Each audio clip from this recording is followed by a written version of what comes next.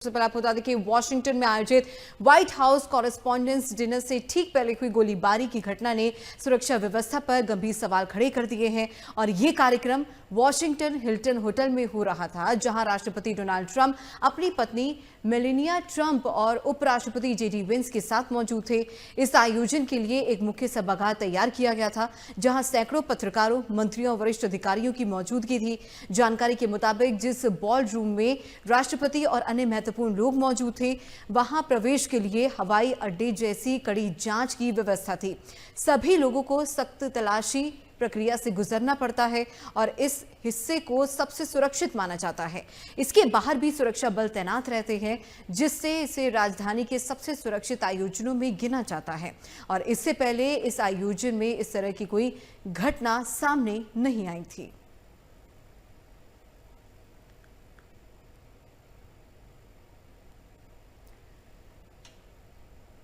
तो राष्ट्रपति ट्रंप को होटल से सुरक्षित आखिरकार निकाला जा चुका है और सभी कैबिनेट के सदस्य सुरक्षित बताए जा रहे हैं।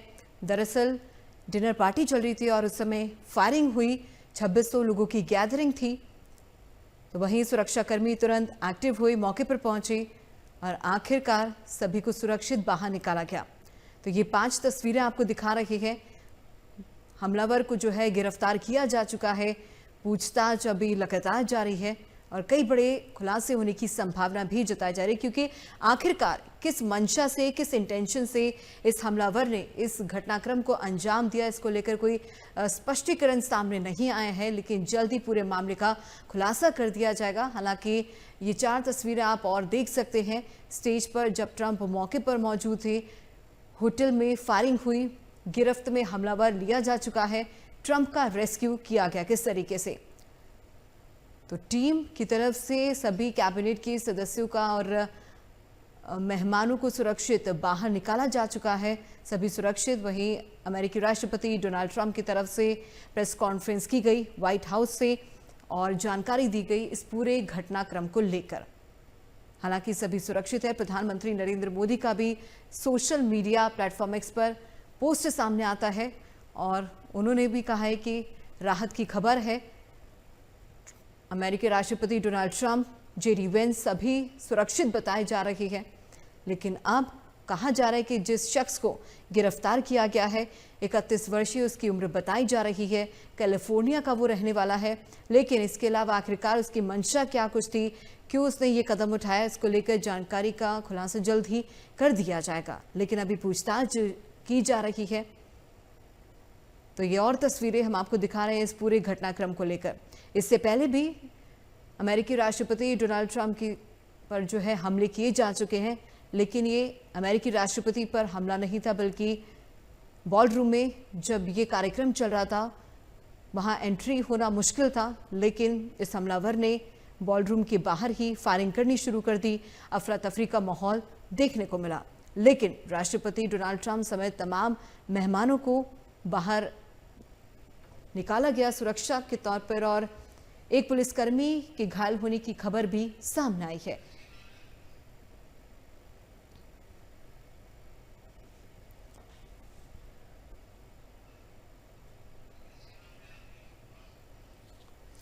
तो इसी पर ज्यादा चर्चा के लिए हमारे साथ खास मेहमान जुड़ गए हैं। चलिए उनका इंट्रोडक्शन आपसे करवा देते हैं। सबसे पहले सुनील अनीजा जी, विदेश मामलों के जानकार। सर बहुत बहुत स्वागत है आपका MH1 न्यूज़ पर।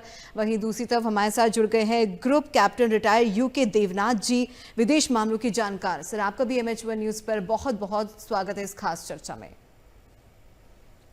तो सबसे पहले मैं चर्चा की शुरुआत यहाँ पर सुनील अनीजा जी से करना चाहूंगी। सुनील जी, जैसे कि इस पूरे घटनाक्रम पर आपकी भी नजर होगी सुबह से, जिस तरीके से ये फायरिंग हुई है, सभी को हालांकि सुरक्षित बाहर निकाला गया है, तो आपका इस पर क्या टेक है? सबसे पहले देखिए, इसमें 2 व्यू है। नंबर फर्स्ट व्यू ये है कि आप अगर इंटरनल सिक्योरिटी को देखते हैं यूएसए की, तो सबसे हाई क्लास सिक्योरिटी इन्हीं की रहती है। इनके पास कोई ऐसी एडवांस टेक्नोलॉजी नहीं है जिसको ये कैप्चर नहीं कर सकते। तो सबसे पहला क्वेश्चन मार्क ये आता है कि वो जो हमलावर है वो एंटर कैसे कर गया, क्योंकि वहां पर सारी वीआईपी टू वीआईपी एंट्री थी। सभी के सभी जितने भी डिग्नेटरीज थे, सभी के सभी वही अलाउड थे। उसके बाद भी ये एंटर कैसे कर गए। तो इसमें प्रशासन की या प्रशासन के किसी अधिकारी का उससे मिलना जुलना आ रहा है। अब दूसरी बात ये है कि अब वो एंटर करेगा क्यों। पहली बात ये है कि या तो इंटरनल विरोध जो इनके ऊपर चल रहा है युद्ध को लेकर, या सेकंड बात जो जो आउटर जो नेशन के अंदर हमले हो रहे हैं, तो आउटर की जो पावर्स हैं वो भी इनको ये हमला करवा सकती है। मगर सबसे बड़ी बात उनकी सिक्योरिटी के ऊपर चैलेंज है कि उस सिक्योरिटी के होने के बाद भी वो कैसे हो गई। ये एक बड़ा जी लंबा स्कैम हो सकता है और लंबा इंटरनल इनकी मिलीभगत हो सकती है। जी बिल्कुल सर, सुरक्षा को लेकर कहीं ना कहीं यहाँ पर सवाल खड़े किए जा रहे हैं। यूके देवनाथ जी, मैं आपके पास सर आना चाहूंगी। देखिए, सिक्योरिटी कहीं ना कहीं एक मेजर इशू यहाँ पर माना जा रहा है। आखिरकार एंट्री कैसे हुई, क्योंकि इतना बड़ा कोई भी इवेंट होता है जिसमें तमाम दिग्गज चेहरे मौजूद रहते हैं और किसी एक मुद्दे पर जो है यहाँ पर बातचीत की जाती है, लेकिन सबसे बड़ा सवाल यहाँ पर यह है कि आखिरकार इस हमलावर ने एंट्री कैसे ली, ये बड़ा सवाल है। क्योंकि इस तरह के जब भी इवेंट होते हैं तो सुरक्षा हमेशा कड़ी होती है, कई लेयर्स की चेकिंग के बाद ही किसी को एंटर कर दिया करने का मौका मिलता है। तो क्या लगता है आपको? देखिए दीपाली जी, हो जी ये रहा है कि अमेरिका में जो सुरक्षा की भावना है वो भारत से थोड़ा सा अलग है। अमेरिका में भी जैसे सुरक्षा में जब डोनाल्ड ट्रंप ऐसे किसी फंक्शन में जाते हैं तो सुरक्षा के 5 घेरे होते हैं, जी लेकिन वहां पर आमतौर पे बॉडी चेकिंग नहीं होती। तो जैसे एक हिल्टन होटल में ये फंक्शन हो रहा था, तो सुरक्षा का एक घेरा होगा, समझिए होटल के आउटर पेरीमीटर जो बाहरी दीवार है उस पर। सुरक्षा का एक घेरा होगा जहां पर होटल का मेन एंट्रेंस है उस पर। सुरक्षा का एक घेरा होगा जहां पर होटल में जिस कॉन्फ्रेंस रूम में, बॉल रूम में ये फंक्शन हो रहा था वहां पर। और सुरक्षा का नेक्स्ट घेरा जो बॉल रूम के अंदर जो जहां गेस्ट बैठे हैं वहां पर।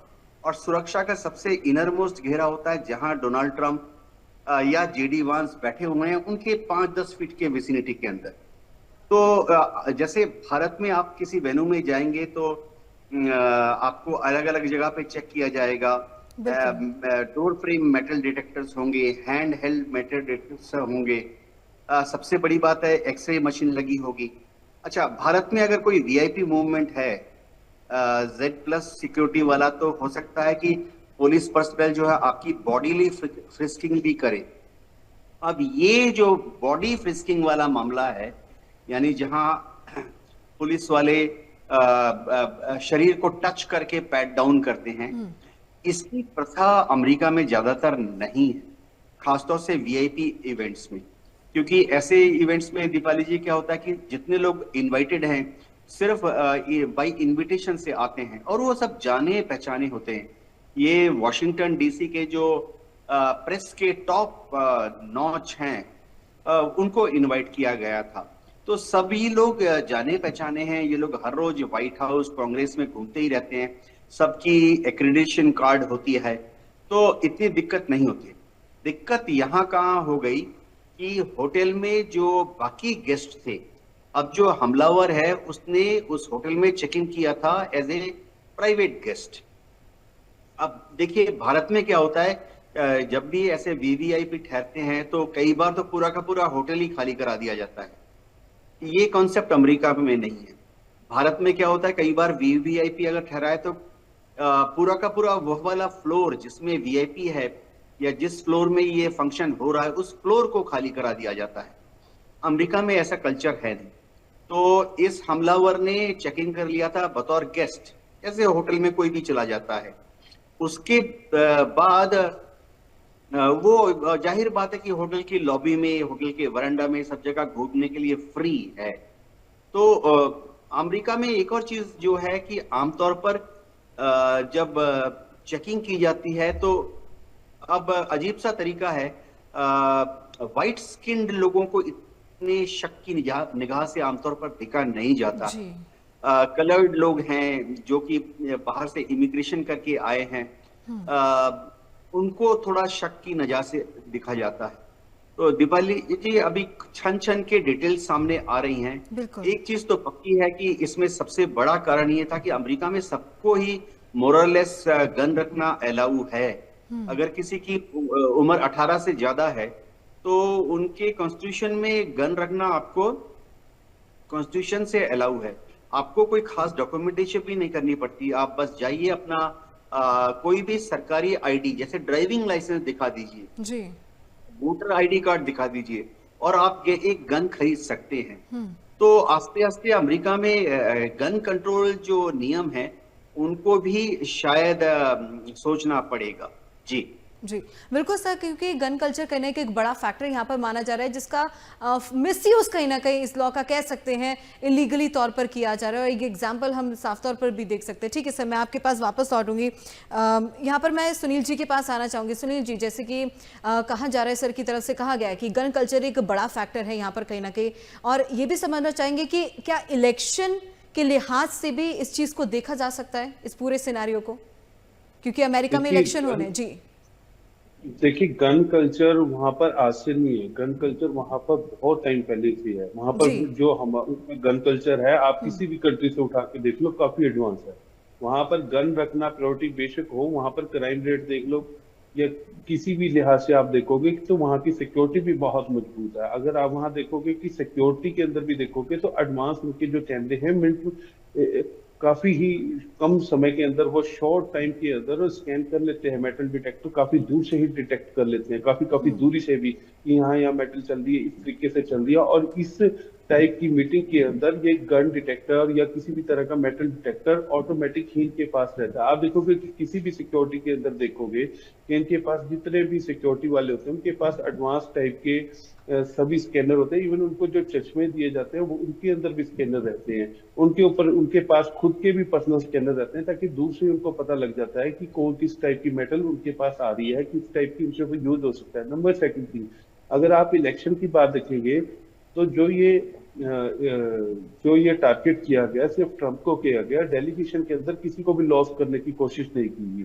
तो इसको इलेक्शन से जोड़ा जा सकता है कि कहीं ना कहीं वहां की पब्लिक का माइंड डाइवर्ट किया जा सकता हो कि हाँ, कि युद्ध जो चल रहा है वो ट्रंप करके नहीं है, ट्रंप के पीछे ऐसे लगे हैं, ट्रंप अमेरिका की फेवर में है, और इस लिहाज से भी इसको देखा जा सकता है।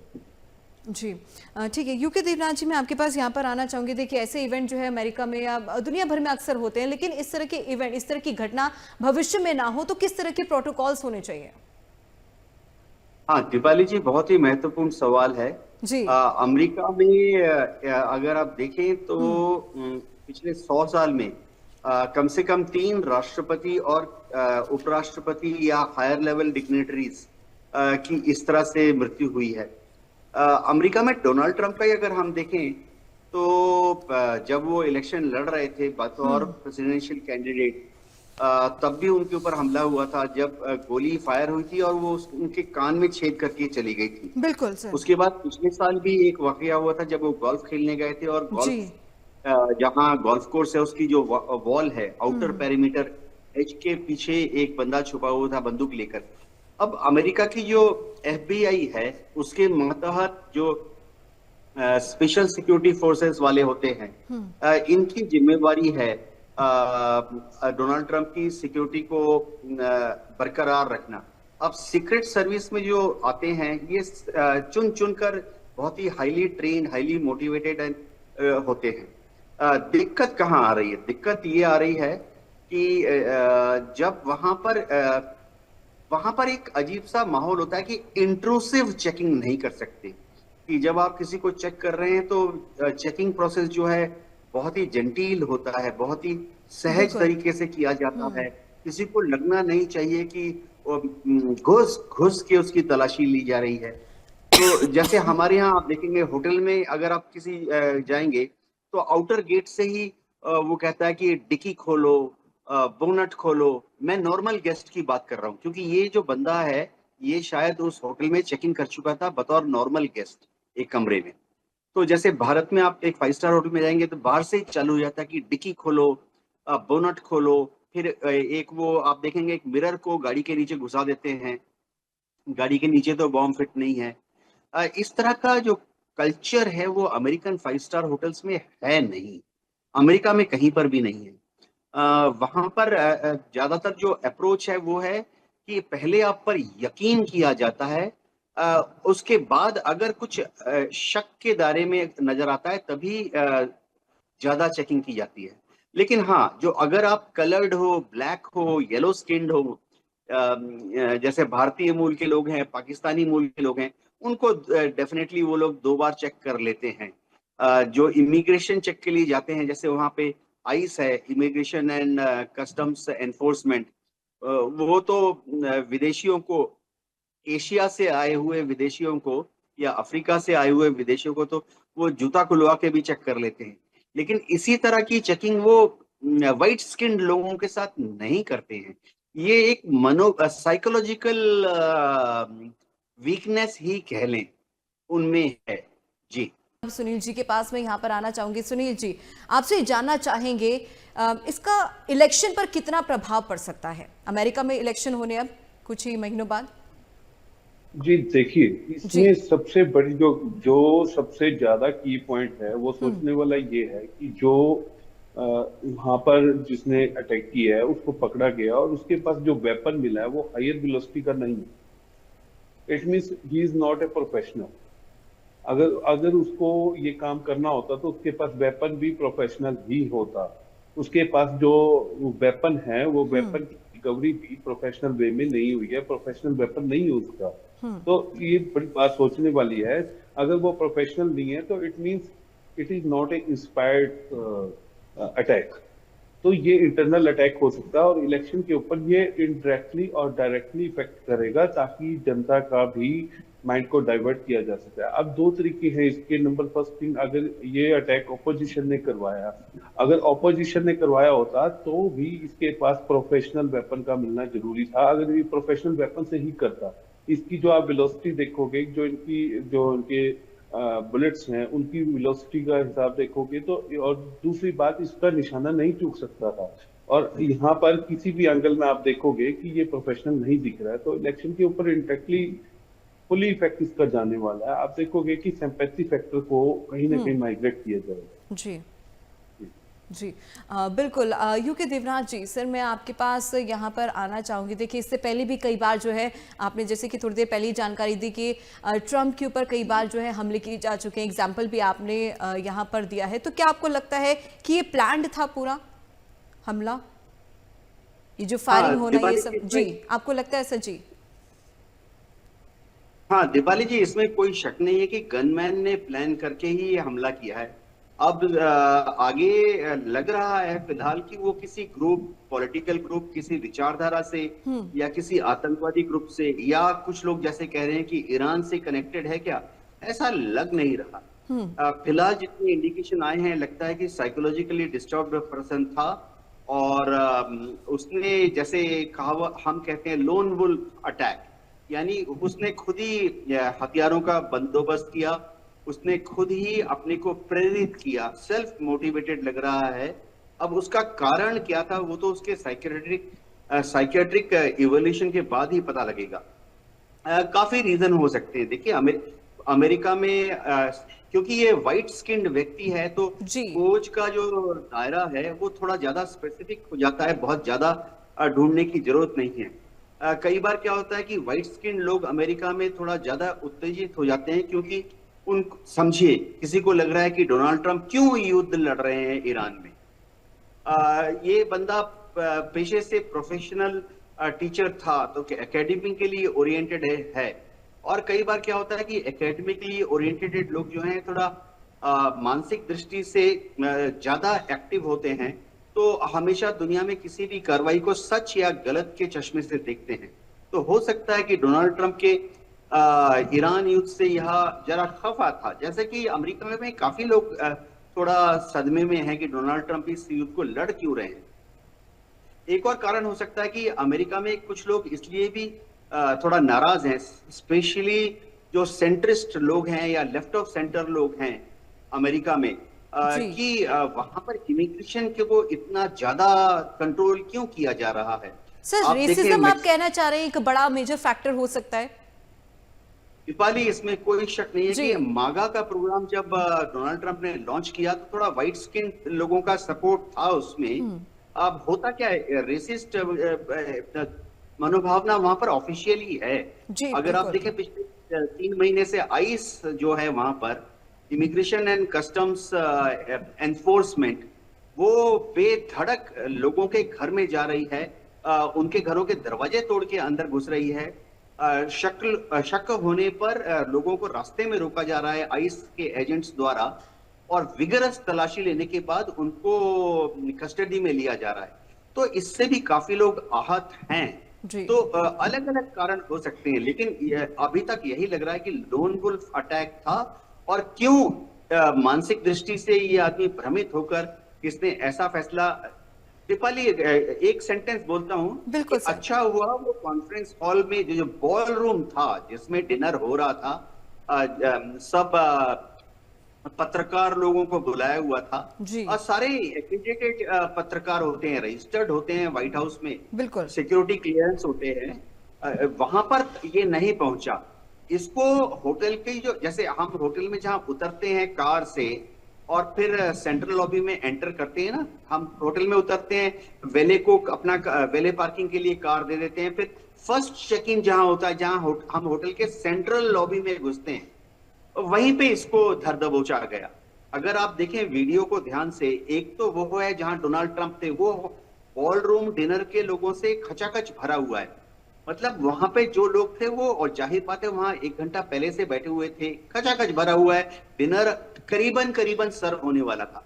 और जहां पे अगर आप वीडियो देखें जहां इसको इंटरसेप्ट किया गया है, रोका गया है चेकिंग पॉइंट पर, वो सेंट्रल लॉबी जो है, बड़ा हॉल, वो खाली है। खाली है, ये दर्शाता है कि जितने लोगों को आना था वो आ चुके थे। तो सेंट्रल लॉबी में इक्का दुक्का लोग ही हैं।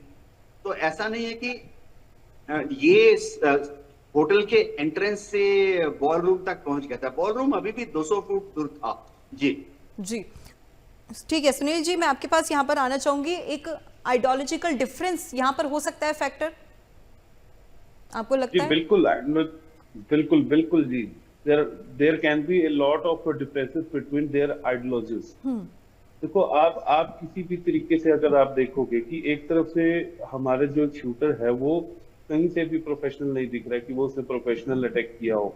दूसरी साइड से हम उसको परसेप्शन लेके चल रहे हैं कि कहीं ना कहीं वो मेंटली वीक हो सकता है, या मेंटली उसको डिप्रेशन में जा सकता है, या किसी भी बात को अगर उसका आईज के अंदर जो अगर वो देखें, जैसे हमारे गेस्ट स्पीकर साहब ने कहा है कि उनके जो चश्मा है गलत सही का उनको हो सकता है, मगर उसमें आइडियोलॉजिकल डिफरेंसेस यहाँ पे क्रिएट हो रहे हैं। पहली विचारधारा ये है कि अगर आप देखोगे कि ट्रंप ने जो दुनिया के साथ किया, क्या वो सही है? दुनिया को एक युद्ध के अंदर, वहां पर ईरान के अंदर काफी लोग मारे गए, वहां पर जो इमिग्रेशन है उनके ऊपर जो इन्होंने अपनी मोनोपोली चलाने की कोशिश की, वेनेजुएला के ऊपर अपनी मोनोपोली चलाने की कोशिश की।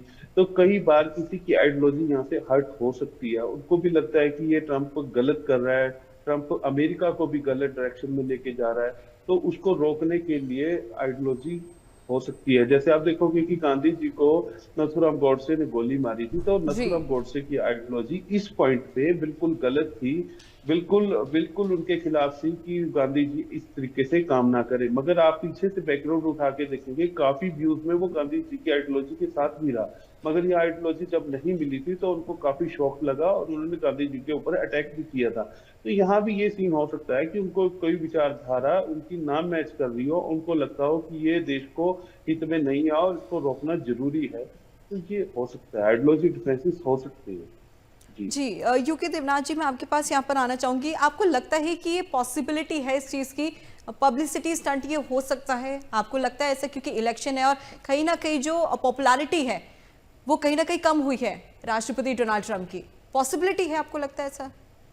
डोनाल्ड ट्रंप थोड़ा सा पॉलिटिकली बैकफुट पे है। नवंबर में वहाँ मिड टर्म इलेक्शन होने जा रहे हैं। डेमोक्रेट्स जो हैं उनको वो मजबूती से जीत जाएंगे। रिपब्लिकन पार्टी के सारे सेनेटर थोड़ा सा डरे हुए हैं। पब्लिक ओपिनियन पोल जितने हो रहे हैं ये दावा कर रहे हैं कि 63% लोग जो हैं डोनाल्ड ट्रंप के ईरान युद्ध के खिलाफ हैं। ऐसे में क्या डोनाल्ड ट्रंप पब्लिसिटी के लिए ऐसा करेंगे? शायद उसकी धारणा सही नहीं होगी।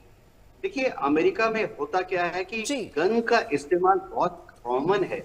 अब में से जो अमेरिका को फॉलो करते रहते हैं, हर साल वहां 10 या 12 गन इंसिडेंट हो जाते हैं, जहां स्कूलों में, कॉलेजों में, पब्लिक पैलेस में आप देखेंगे कि छोटे बच्चे 14 साल 16 साल के गन लेके आ जाते हैं स्कूल में, अपने टीचर को, कलीग्स को मार देते हैं। ऐसी वारदात यूएसए में हर महीने होती रहती है। अमेरिका में दिक्कत क्या आ रही है, साइकोलॉजिकल प्रॉब्लम यह है कि वहां गन लॉबी बहुत स्ट्रांग है। 200 साल पहले जब उन्होंने अपना कॉन्स्टिट्यूशन लिखा था, तो तभी फर्स्ट सेकंड अमेंडमेंट जो उन्होंने किया था उसमें यही था कि हर व्यक्ति को बंदूक रखने का अधिकार है, उनके कॉन्स्टिट्यूशन में लिखा हुआ है। अब सेकंड अमेंडमेंट को 200 साल से ठीक नहीं कर पाए। वहां पर देखिए रिपब्लिकन्स हैं, गन लॉबी को बहुत स्ट्रांग सपोर्ट देते हैं।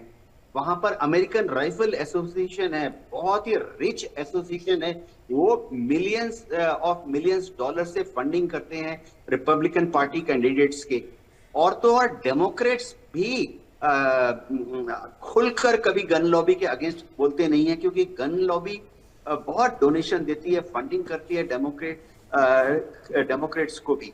और अमेरिका में इतना आसान बनाया हुआ है, कोई भी जिसकी उम्र 18 साल से ज्यादा है वो एक गन शॉप में जा सकता है, जैसे हम मॉल में जाते हैं। डॉक्यूमेंटेशन की जरूरत नहीं पड़ती, वो बस अपना कोई भी गवर्नमेंट स्पॉन्सर्ड आईडी कार्ड दिखा दे, जैसे ड्राइविंग लाइसेंस हो गया, वोटर आईडी कार्ड हो गया, और वो एक गन खरीद सकता है। बहुत ही अद्भुत बात है। तो अमेरिका में आप देखेंगे प्रैक्टिकली हर 10 में से आप देखेंगे 3 लोगों के पास, 10 में से 4 लोगों के पास गन है। शायद ही कोई घर है होगा अमेरिका में जहां की एक बंदूक नहीं है। और लोग बंदूक के लिए कारतूस तो ऐसे खरीदते हैं वहां, जैसे हम बाजार में जाके मूंगफली खरीद लेते हैं। क्यों? उनको बताना भी नहीं पड़ता कि उन्होंने कारतूस का इस्तेमाल कहाँ किया, बस लिख देते हैं प्रैक्टिस में चला गया, शिकार में चला गया। तो उनको ये सेकंड अमेंडमेंट के ऊपर विचार करना चाहिए। लेकिन सवाल है कौन करेगा? डोनाल्ड ट्रंप जो है खुद ही रिपब्लिकन पार्टी में, रिपब्लिकन पार्टी तो किसी भी तरह से गन कंट्रोल के तरफ आएगी ही नहीं। तो अमेरिका में जब तक बंदूक के सभी लोगों को जो बंदूक धारण करने का जो अधिकार है उस पर रेस्ट्रिक्शन नहीं लगाया जाता, तब तक इस तरह की दिक्कतें होती रहेंगी। Right to bear arms must be curtailed. जी जी बिल्कुल सर, क्योंकि पेशेंस लेवल भी कहीं ना कहीं अब धीरे धीरे करके कम होता जा रहा है लोगों में। और आजकल का टाइम हम देख ही रहे हैं कि किस तरीके से लोग जो पेशर है, अपना टेम्पर जो है पूरी तरीके से खो देते हैं और इस तरह की चीज़ें कहीं ना कहीं सामने आने लगती है।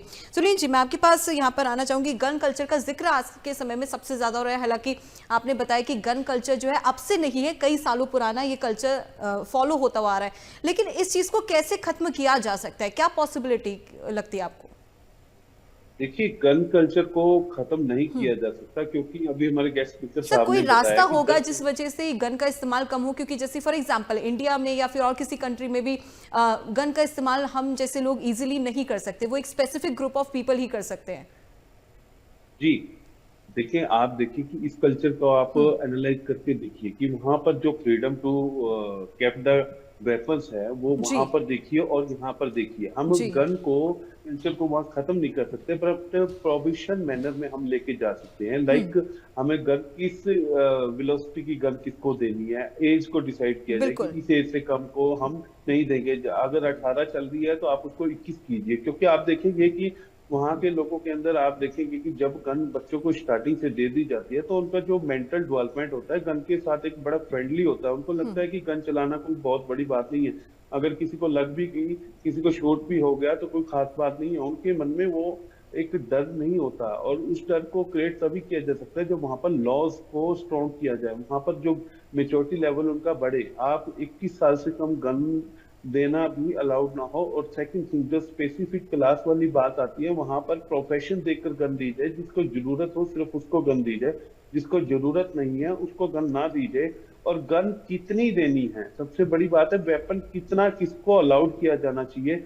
अगर कोई सिक्योरिटी पर्पस देता है तो उसको किस एरिया के अंदर, आप देखिए होल यूएसए के अंदर उसको अलाउड ना किया जाए, उसको सिर्फ एक प्रोविशन मैनर में दिया जाए कि आप इस जुडिक्शन के अंदर रहते हैं तो इस जुडिक्शन में आपके प्रोफेशन के हिसाब से आपको सिर्फ यहीं पे अलाउड किया जाएगा, वहाँ पूरे यूएसए के अंदर, ताकि मूवमेंट ऑफ वेपन्स होती है वो भी एक प्रोविशन मैनर के अंदर रहे। ये नहीं है कि कोई भी इस कोने से उठाकर देश के उस कोने तक ले जाए। नो, अगर वो जिसको जहां पर जितनी जरूरत है उस हिसाब से उसकी जुडिक्शन भी डिफाइन की जाए, मूवमेंट भी उसकी डिसाइड की जाए, उनको वेपन कितना दिया जाना चाहिए, 1 2 3, उनको गोलियां कितनी दी जानी चाहिए, कितनी वो यूज कर सकते हैं, उसका पर्टिकुलर्स वहां पे दिए जाने चाहिए। आप इंडिया के अंदर भी देखेंगे, इंडिया के अंदर स्पेसिफिक क्लास को जूट दिया जाता है, बट इंडिया के अंदर क्राइम रेट आज भी यूएसए से क्राइम रेट भी कम है। और इंडिया के अंदर जो वेपन्स हैं, वेपन्स अगर कम दिए जाते हैं तो इलीगल वेपन यहाँ पर ज्यादा है। आप देखेंगे कि आप यूपी साइड चले जाए तो इलीगल वेपन वहां पर ज्यादा है। तो यहाँ पर ज्यादा स्ट्रिक्टनेस है, अगर वहां पर भी ज्यादा स्ट्रिक्टनेस होगी तो वहां पर इलीगल वेपन ज्यादा होने लग जाएगा। तो स्ट्रिक्टनेस एक लेवल में की जानी चाहिए ताकि वहां पर गन जो है वैलिड भी हो और गन का यूज भी प्रॉपर हो सके और वहां पर गन को कोई इलीगल मैनर में यूज भी ना कर सके। जी जी ठीक है। यूके देवनाथ जी, मैं आपके पास यहाँ पर आना चाहूँगी। देखिए, आपको लगता है जब ये सिक्योरिटी के लिए लोग आते हैं किसी भी इतने बड़े इवेंट में, तो एक सिक्योरिटी लेयर ऑफ चेकिंग होती है वहाँ पे, लेकिन आपको लगता है कि जिस तरीके से ये हमलावर एंटर हुआ, मिली भगत किसी अधिकारी की हो सकती है? दीपाली जी, इसमें कोई शक नहीं है कि जब भी इस तरह के इवेंट होते हैं तो देखिए, हिल्टन होटल जो है वहाँ का ना सिर्फ बेस्ट 5 स्टार होटल है, वरन हिल्टन होटल में ही सारे ज्यादातर सरकारी आयोजन होते हैं। दशकों से वहाँ के प्रेसिडेंट्स को जितने भी फंक्शन अटेंड करने होते हैं हिल्टन में ही करते हैं। इक्वलेंस मैं दे सकता हूँ कि भारत में जैसे समझिए ताज हो गया या अशोका होटल हो गया। हाँ देखिए, होता यह है कि अमेरिका में गन कल्चर जो है इसके काफी सारे मनोवैज्ञानिक कारण भी हैं। जी। अमेरिका में जब उनका देश आजाद हुआ था, आजाद का मतलब उन्होंने युद्ध लड़के ग्रेट ब्रिटेन से अपने को अलग किया था, जी। तब से ही वहां पर एक धारणा थी कि अलग अलग कम्युनिटीज जो हैं उनके पास weapon, right to bear arms होना चाहिए। तो उस वक्त ये था कि काफी शत्रु थे, जंगली जानवर तो बेहिसाब थे ही। रेड इंडियंस को भी थोड़ा सा दूर रखना पड़ता था। तो रेड इंडियंस जो थे उनकी जमीन पर जैसे जैसे अमेरिकन कल्चर ईस्ट कोस्ट से वेस्ट कोस्ट की तरफ गया तो उनको रेड इंडियंस को पुश बैक करना पड़ा। तो एक वहां पे नियम सा ही बन गया जो कि उनके कॉन्स्टिट्यूशन में आ गया as per their second amendment कि हर व्यक्ति हथियार रख सकता है, सरकार उसको हथियार रखने से रोक नहीं सकती है। और उस जमाने में कोई ऐसी नहीं थी कि उस बंदे की साइकोलॉजिकल प्रोफाइलिंग करनी पड़ेगी, क्रिमिनल तो नहीं है, वायलेंस में इजीली तो इन्वॉल्व नहीं हो जाता। आज भी अमेरिका में क्या सिस्टम है कि आप अपना ड्राइविंग लाइसेंस लीजिए, अपना वोटर आईडी कार्ड लीजिए, कोई की सरकारी डॉक्यूमेंट लीजिए, एक मॉल में चले जाइए, गन खरीद लीजिए, आपको वहां एक फॉर्म भरना पड़ता है। वो फॉर्म जो दुकानदार है वो ही उनके ऑनलाइन चेक कर लेता है। वहां पर अमेरिका में एक सिस्टम है जहां पे कि online verification of criminal background हो जाता है।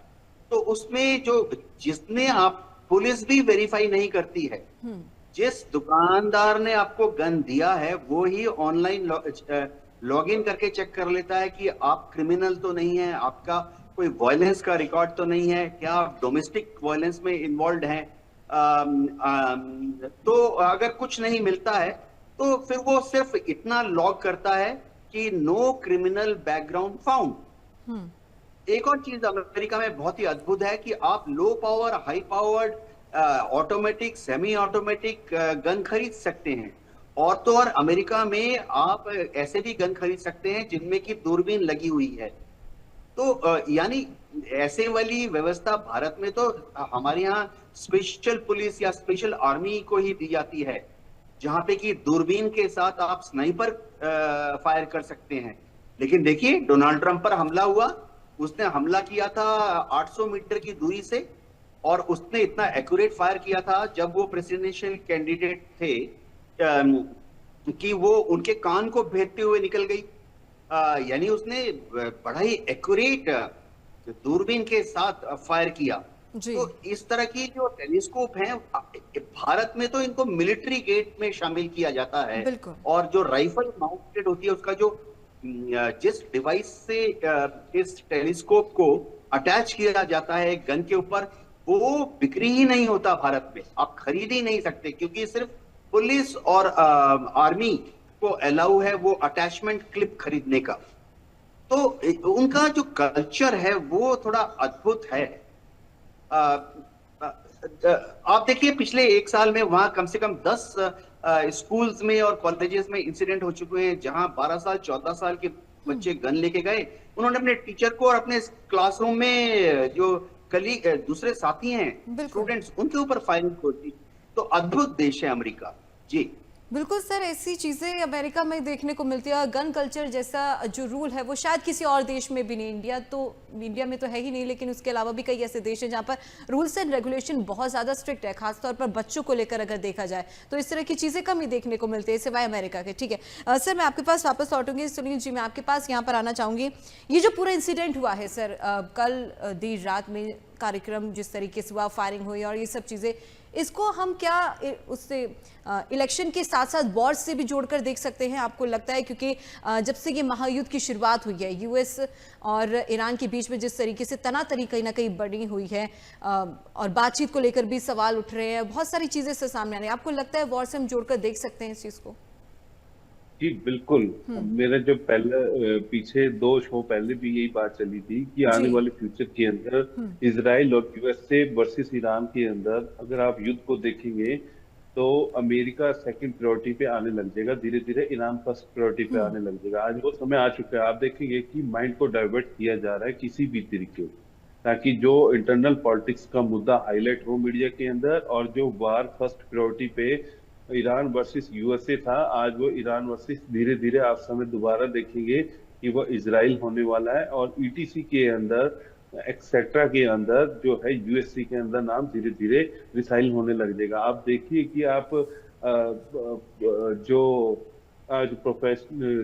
शूटर है वो प्रोफेशनल नहीं है, उसके पास जो रिकवरी होती है वो प्रोफेशनल नहीं है, प्रोफेशनल वेपन नहीं है, और वहां पे सिक्योरिटी भी एक ड्यूबियस नेचर के आना, उस सिक्योरिटी के ऊपर भी क्वेश्चन मार्क उठना, क्योंकि वहां पर देश का राष्ट्रपति है, देश के सारे डिग्नेटरीज हैं, सारे देश के जो उनका डेलीगेशन है, most respectable persons, most respectable पत्रकार, आप देखिए जितने भी वहां पर रिपोर्टर्स हैं, जितने भी हैं, सबकी सिक्योरिटी का प्रॉपर उन्होंने चेकअप किया है। तो इस अकेले को वो कैसे उसको एक्सेप्शन में आ सकता है, वो अकेला कैसे एंटर कर सकता है, तो ये बड़ा क्वेश्चन मार्क है। तो ये आप इसको इस तरीके से भी देख सकते हैं कि आने वाले समय के अंदर वार का जो फर्स्ट ईरान वर्सेस यूएसए था, ईरान वर्सेस को इजराइल भी हो सकता है, और यूएसए अपने इलेक्शन के साथ साथ अपने आप को यहाँ से डिसाइड करना चाहता है ताकि माइंड भी डाइवर्ट हो, प्लस सिंपैथी फैक्टर जो होता है वो सिंपैथी फैक्टर भी उसको इलेक्शन में मिल सके। और ये भी हो सकता है कि अगर इंटरनल विरोधी होते या फिर हम वार के विरोधी इनको खत्म करना चाहते, तो ये कैसे हो सकता है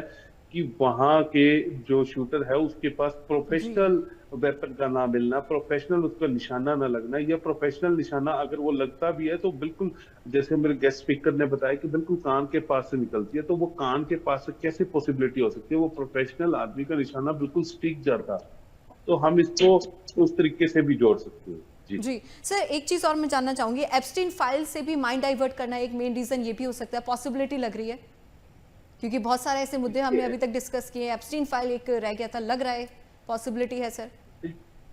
देखिए, एप्स्टीन फाइल के अंदर मुद्दा तो तब बनता है जब उसकी इन्वेस्टिगेशन स्टार्ट हो पाती है, इन्वेस्टिगेशन के अंदर कोई स्पेशल इन्वेस्टिगेशन ब्यूरो हो पाती, स्पेशल इन्वेस्टिगेशन ब्यूरो टीम के अंदर आप एसआईटी देखेंगे तो उसके अंदर भी इंटरनेशनल लेवल की एसआईटी बनती, ताकि एसआईटी के अंदर डिफरेंट हमारे इंटरनेशनल कोर्ट्स हैं, इंटरनेशनल कोर्ट के अंदर किसी ने अप्लाई किया होता है कि हाँ भी एसआईटी बनाई जाए। आप देखो कहीं पे भी इन्वेस्टिगेशन टीम नहीं बन पाई है, कहीं पे भी जो उनकी एफआईआर है किसी के भी अगेंस्ट इस तरीके से कोई प्रूफ नहीं आ पाए हैं, मगर फिर भी इलेक्शन का टाइम है तो ये भी हो सकता है, पॉसिबिलिटी है सर। जी बिल्कुल, जी पॉसिबिलिटी 100% है कि आने वाले समय के अंदर फाइल के अंदर से लोगों के माइंड को डाइवर्ट किया जाए, क्योंकि जब तक ये से कोई भी बात है तो वो कानून की नजर में वैलिड नहीं होती है कि सुनी सुनाई बात, क्योंकि जब तक इन्वेस्टिगेशन नहीं की जाएगी, इन्वेस्टिगेशन के अंदर प्रूफ नहीं आएंगे, और ये एक मुद्दा जो एप्स्टीन फाइल्स वाला है, ये मुद्दा कोई नेशनल लेवल का नहीं है, इंटरनेशनल लेवल का है, और international court of international council of jurist जो लंदन के अंदर है, वहां पर जब तक ये अप्लाई करके एसआईटी नहीं बनती, डिफरेंट देशों के डिफरेंट लीडर्स को बीच में नहीं लिया जाता, इन्वेस्टिगेशन टीम को बीच में लिया जाता, तब तक ये रिसॉल्व नहीं होने वाला। जी ठीक है। यूके देवनाथ जी, सर मैं आपके पास यहाँ पर आना चाहूँगी। थोड़ी देर पहले हम लोग बातचीत कर रहे थे कि जिस हमलावर ने इस पूरे घटनाक्रम को अंजाम दिया उसकी आइडेंटिफिकेशन को लेकर, लेकिन कहीं ना कहीं सब चीज़ें अब सामने आने लगी है। 31 साल का ये युवा है और इंजीनियर ये बताया जा रहा है, सॉफ्टवेयर डेवलपर भी है, कंप्यूटर साइंस में इसने मास्टर डिग्री ली है और अच्छा खासा वेल एजुकेटेड ये पर्सन है। तो सर इस तरह की हरकत करना कितना जायज़ है? क्योंकि जायज़ तो लगता ही नहीं है सर। मतलब अगर इस तरह के युवा ये काम करेंगे, ये स्टेप उठाएंगे, तो भविष्य कैसा होगा फिर? दीपाली जी, अमेरिका में एक आदर्शवादी लोग भी होते हैं। तो कुछ आदर्शवादी लोग जो हैं, जैसे ये बंदा जो था वो टीचर था, एकेडमिशियन था। आमतौर पे आप देखेंगे वो हमेशा भावुक भी होते हैं और किसी ना किसी इज्म से जुड़े होते हैं। तो यह लोग अपने मन के अंदर ही अपने लिए एक नियम कानून बना लेते हैं कि ऐसा नहीं होना चाहिए, वैसा होना चाहिए, ये गलत है, बात सही है।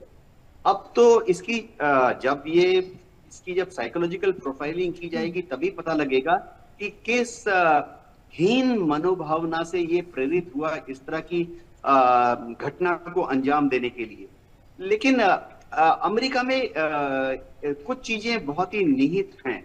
वो ये है कि रिपब्लिकन्स जो हैं, जैसे डोनाल्ड ट्रंप खुद ही रिपब्लिकन है, लेकिन रिपब्लिकन्स जो हैं एकदम गन कंट्रोल नहीं करना चाहते हैं। अमेरिकन राइफल एसोसिएशन में आप जितने देखेंगे उनके जितने प्रेसिडेंट हैं सब रिपब्लिकन पार्टीज के ही नॉमिनीज होते हैं। और अमेरिकन राइफल एसोसिएशन हमेशा कोशिश करती है कि और ज्यादा और सोफिस्टिकेटेड और पावरफुल बंदूक को किस तरह से बेचा जाए। उनका मानना है कि एक फ्री एंटरप्राइज है और अमेरिका में एक धारणा है कि हर फ्रीडम ऑफ समथिंग, कुछ भी बोलने की आजादी तो हम समझ सकते हैं, लेकिन अमेरिका में कुछ भी करने की आजादी, किसी भी तरह का एंटरप्रेन्योरशिप शुरू करने की आजादी, किसी भी तरह की वस्तु को बनाने की आजादी।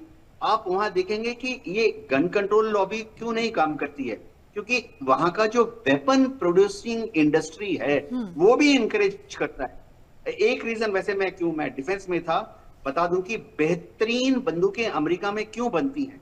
बेहतरीन बंदूकें या मशीन गन अमेरिका में इसलिए बनती हैं क्योंकि अमेरिका में एक मशीन गन, समझिए मैं एग्जांपल दे रहा हूं, 7.62 कैलिबर की जो मशीन गन है, रशिया में कितनी कंपनी बनाती हैं? 4। उनमें कोई कंपटीशन नहीं है क्योंकि बस रशिया में वही 4 कंपनियां हैं, सरकारी कंपनियां हैं, सरकार का डिजाइन है, सरकार का ट्रांसफर ऑफ टेक्नोलॉजी, कोई कंपटीशन नहीं है। तो 40 साल पहले भी आपको वहां पे वैसे ही मिलेगा AK-47, आज भी आपको मिलेगा AK-57, कोई ज्यादा फर्क नहीं है। भारत में आप देख लिए गन कंपनीज की प्रोडक्शन कैपेबिलिटीज, भारत में हम मिसाइलें बना रहे हैं, अग्नि बना लिया, पृथ्वी बना लिया, हमने तोपे बना ली, लेकिन आज तक हम भारत में इंडियन आर्मी के लिए गन नहीं बना पाए हैं। अभी भी हमें रशिया से प्रोडक्शन लाइसेंस लेकर उत्तर प्रदेश में ऑर्डिनेंस फैक्ट्री ने AK-203 नाम के बंदूक इंडियन आर्मी के लिए बनाने का काम शुरू किया है। लेकिन अमेरिका में ऐसा नहीं है। अमेरिका में जिसके पास भी इच्छा है, अगर रिसोर्सेज हैं और एक इंक्लिनेशन है, वो जाके एक गन बनाने की फैक्ट्री खोल सकता है। तो अमेरिका में क्या होता है, 7.62 कैलिबर की गन बनाने वाली कंपनी जो हैं वहां 250 से ज्यादा हैं और उनमें कंपटीशन है। जैसे हमारे यहाँ कंपटीशन होता है ना कि इस कंपनी का नूडल ले लो, उस कंपनी का नूडल ले लो, अमेरिका में कंपटीशन है कि इस कंपनी का गन ले लो, उस कंपनी का गन ले लो। और ये एक थ्रोट कटिंग कंपटीशन है। अगर आपकी गन बेहतरीन है तभी लोग उसको खरीदेंगे। तो इससे अमेरिका में ऑटोमेटिकली पिछले 200 साल में, 100 साल में, दशकों, अभी भी हर रोज बेहतरीन गन्स आ रहे हैं जिनकी मारक क्षमता ज्यादा होती है, ज्यादा एक्यूरेट होते हैं। सबसे बड़ी बात है टेक्निकली वो गर्म नहीं होते हैं, टेक्निकली उसके अंदर एब्रेशन नहीं होता है, उसका जो बैरल है उसके अंदर रस्टिंग नहीं होती है। जब वो ऑटोमेटिक फायरिंग मोड में जाते हैं तो फ्लॉलेस परफॉर्मेंस देते हैं। तो अमेरिका में कंपटीशन की वजह से, क्योंकि गन लॉबी बनती कहती है जिसको मर्जी एक कारखाना खोल ले, कंपटीशन की वजह से स्मॉल आर्म्स मशीन गन्स का क्वालिटी इंप्रूव हो गया है। इसका डायरेक्ट फायदा किसको हो रहा है? अमेरिका की आर्मी, अमेरिका की नेवी, अमेरिका की मेरीन कोर। दुनिया में बेस्ट जो बंदूकें हैं या दुनिया की बेस्ट मशीन गन है वो कहां प्रोड्यूस होती हैं? अमेरिका में। जी जी बिल्कुल सर, क्योंकि तभी इस तरह के मामले जो हैं बीते काफ़ी समय से लगातार जो है सामने आ रहे हैं। बच्चों के हाथों इस तरह की घटनाओं की खबर यहाँ पर सामने आती है, लेकिन कहीं ना कहीं इन पर कंट्रोल होना सर बहुत ज़्यादा ज़रूरी हो जाता है आज के समय में। इससे कहीं ना कहीं जो अफेक्ट है, इसका बुरा असर दिमाग पर पड़ता है, साइकोलॉजिकली बहुत सारी चीज़ें कहीं ना कहीं नेगेटिवली इफेक्ट करती है। चलिए, बहुत बहुत धन्यवाद आप दोनों मेहमानों का हमारे साथ जुड़े और अपना अपना पॉइंट ऑफ व्यू सर यहाँ पर रखने की कोशिश की।